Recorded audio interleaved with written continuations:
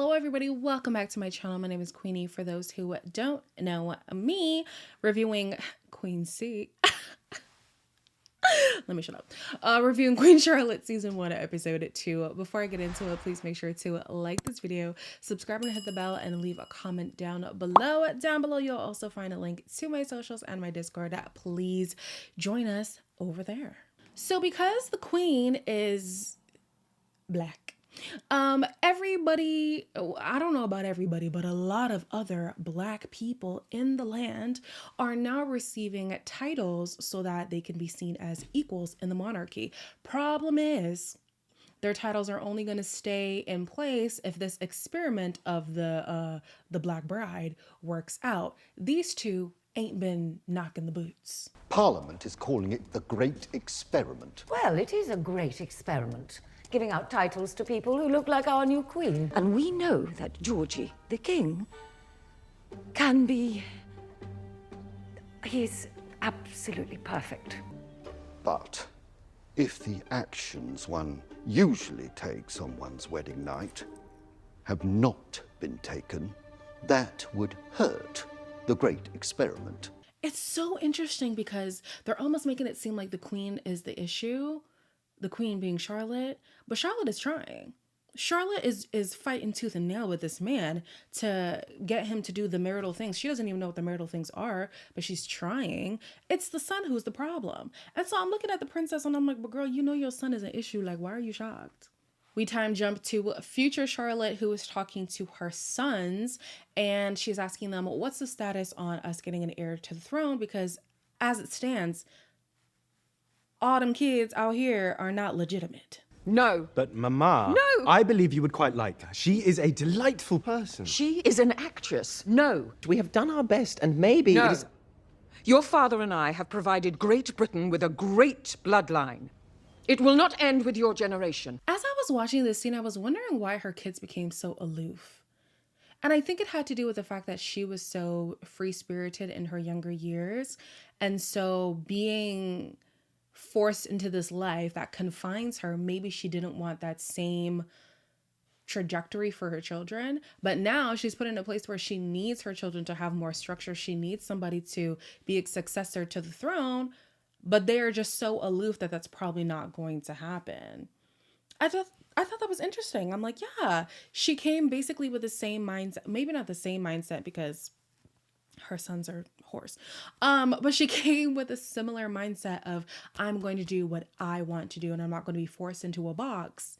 But then now she's doing that same thing that she didn't want happening to her. So that was an interesting dynamic there. I wish that they went into a little bit more. Maybe they will. I've only seen up to episode 2, but that's just something I picked up on. Back to young Charlotte, she obviously has been spending a lot of time by herself, which is unfortunate for her because her honeymoon is not going to plan. So she decides to pay her husband a visit. But honey, paying her husband a visit was not the main event. Where is he? Your Majesty, we were not expecting... Where is he? The observatory, Your Majesty. Would you like to step indoors while we wait to find out? Warm up a bit, it is a cool night. Is there a problem? A deformity? Is there something wrong with his bit? I took my eyes off the screen for 1 minute. Somebody sent me a text and I went to respond to the text. And then all I hear is some heavy breathing. And I'm like, I know that ain't Charlotte. I look at my screen, I said,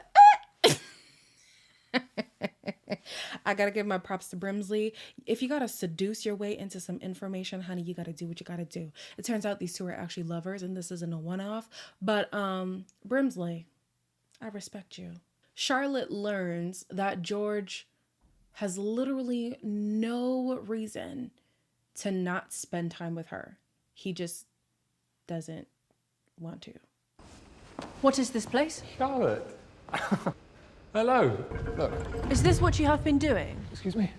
Since the wedding, it might be better if you were visiting a brothel. I would understand it more, but no, you prefer stars to my company. I do not want to fight. I want to fight with you. Fight with me. Fight for me. Go home, Charlotte. Nah, I'd be pissed. I would be pissed because how dare you force me into a marriage just for you to then not do the marriage things? Then why am I here? You wanted us to get married. Okay, let's be a married couple. No, I don't want to do that.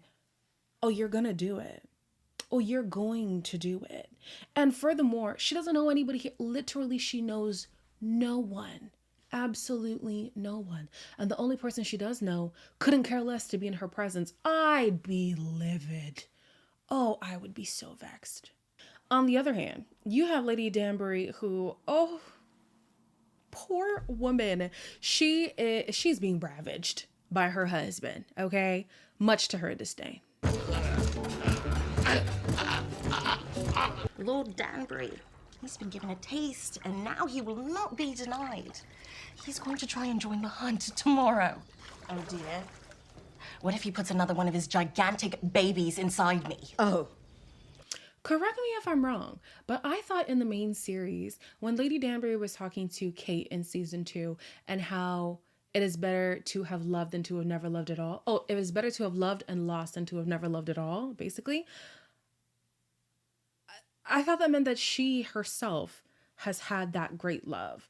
When did that happen? Because it ain't with this man. It can't be with this man. She hates this man. She does not love him at all. Or is that just something she said to make Kate like act right? I don't know. But yeah, I wish they went into Lady Danbury a little bit more when it comes to whether or not this man was her love, like how they got together and when she does find her love, or was it before this man? Like, I don't know. But right now, she is suffering. Brimsley is trying to play mediator and get the queen and the king together, so he suggests a gesture from the king to the queen. He should have been more specific because the gesture was not appreciated. The king has sent you a gift. It is waiting in the foyer. What is that? That is the gift from the king, Your Majesty. But what is it? I think it is a dog, Your Majesty. That is a deformed bunny. I side with you, Charlotte. I side with, oh, those tiny little dogs. No offense to people who have small dogs or like small dogs. Them dogs are annoying. Oh, those barks. They always want to bark. They're so loud. You barely see them. You almost step on them all the time. Oh, no. Not a fan. But Brimsley later explains to her that it's not just oh, no, it's not Brimsley. Okay, let me not get ahead of myself. So, Lady Danbury is invited to the queen's home.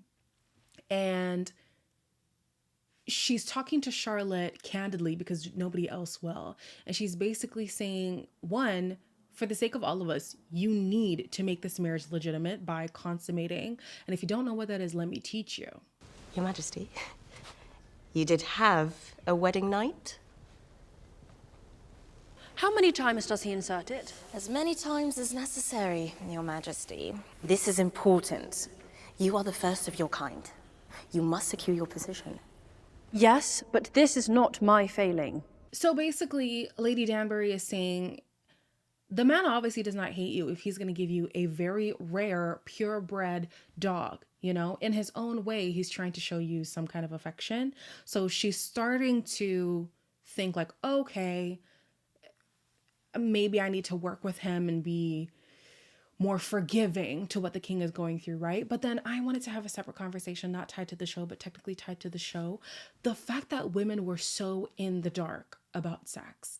And then even if they were in the light about sex, sex was just so for them. Like, it's either they were not enjoying it or nah, that's about it. They were just not enjoying it. I thought there was an alternative. That was it. Oh my gosh, it's so sad. And this is a side note.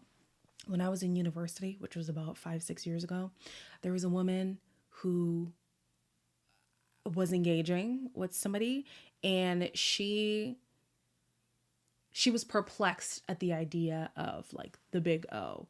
And I'm just like, are we in the olden days? Girl, you need to reach your peak, because what is happening? This is not like back then. At least back then it made sense. Like, women were just these delicate flowers that you just never talk about sex and all this stuff. So it's no surprise that Charlotte was like, now what is this? But I'm like, girl, in the 2020s, not the 2020s, in the 2010s, we're still confused. Oh, my heart. Time jump to future Charlotte. She seeks the counsel of the Viscountess and Lady Danbury to say, how do y'all get your kids to want to get married? It is simple. Find a titled, appropriate young lady, marry her, make babies. It helps if they are in love. Love. Yes, love solves a plethora of issues. It can grow. Love can bloom from the thorniest of gardens, can it not? I shall simply find them wives myself, order them to marry, and they can worry about the love part later. That's not what she said. That's not what she said. Did she? Basically, she was like, okay, I'm going to force my kids to get married and eventually love will grow. No. And honestly, even with the Viscountess, it was a struggle for her. Her first daughter didn't really want to get married. And then even when she was married, she hated the man for a while. Then they came around. And then the second one, he was sleeping with an actress and doing all the same stuff that the Queen's children are doing. Like, it's a struggle. So even though Lady Danbury has been very discreet about her visit to the Queen's home, the servants have been talking. So now people are aware that Lady Danbury has been in the Queen's presence, even though she's supposed to be on her honeymoon. The princess learns about it and she summons Lady Danbury to say, hey, what's the deal with the Queen and the King? And she's like, well, if you want to know, I need something in return. Lady Danbury. That is my title, Your Highness. You surprise me. I always thought you were a quiet one. I am not quiet. It is simply that my husband is loud. Traditionally, when a title is bestowed, it comes with income and land. I am merely pointing out. You need to know what is going on over at Buckingham House. We need to be equal members of the ton. This is why Lady Danbury is Lady Danbury. Because, oh, you want information? I'm going to wage land and opportunities.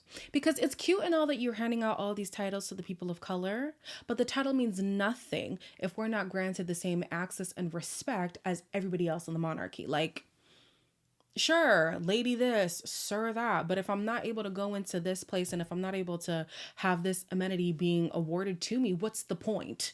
Oh! That woman knows her stuff. That's why I wish they went into her a little bit more. Maybe they do. Like I said, I've only seen episode 2, but Lady Danbury, yeah. Like her origin story, it makes complete sense why she's the wise counsel in the Bridgerton series. George finally comes around and he wants to meet Charlotte for dinner. She's like, oh, hell no. You're not just going to show up after leaving me by my lonesome and think I'm just going to forgive you. So he tries to win her over, and eventually he actually does. Oh my word, what is that? That is Venus. Venus? The planet Venus. I am staring at Venus. You are. And this is what you have been doing. There is something about the heavens. My world has been made to revolve around me. It has made me selfish. It was your wedding night too. I'm so sorry.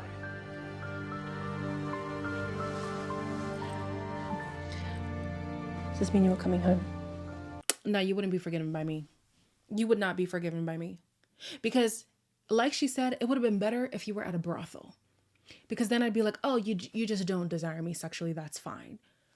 But you've been looking up at the sky? The sky. In 2023, of course, that's ridiculous. But at that time, it was a great discovery. Fine. But I'd be annoyed. I'd be hella annoyed. Anyway, long story short, she ended up coming around. She forgave him. They consummated the marriage. Bish bash bosh. It was great, right? The episode ends with her wanting to talk to her husband the next day, but she eavesdrops on him and the mother basically talking about why he's so uptight. We're now seeing some insight on why he was taken by Charlotte in the garden, because she has those characteristics that he also has but cannot express because he has the duty of being the king, you know? So unfortunately, he was forced into this lifestyle from birth to be regal and to be prim and proper when he just wants to be artistic and expressive, and he's not allowed to because unfortunately, duty trumps desire. Poor guy. The last thing that happens was Lady Danbury finally getting the property that she waged for information from the princess. And then you got her husband thinking that this is all happening by his own merit. This, the land, spots at eaten for the boys. And apparently there are cattle somewhere.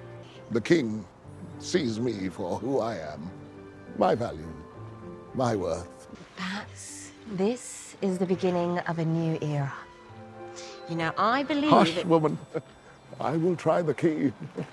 Sir, if you don't pipe down, if you don't sit back, and I'm not gonna lie, I was a little bit triggered because this is gonna be a race talk for the people who are upset. Honestly, if you're watching this story, race talk shouldn't offend you, but whatever.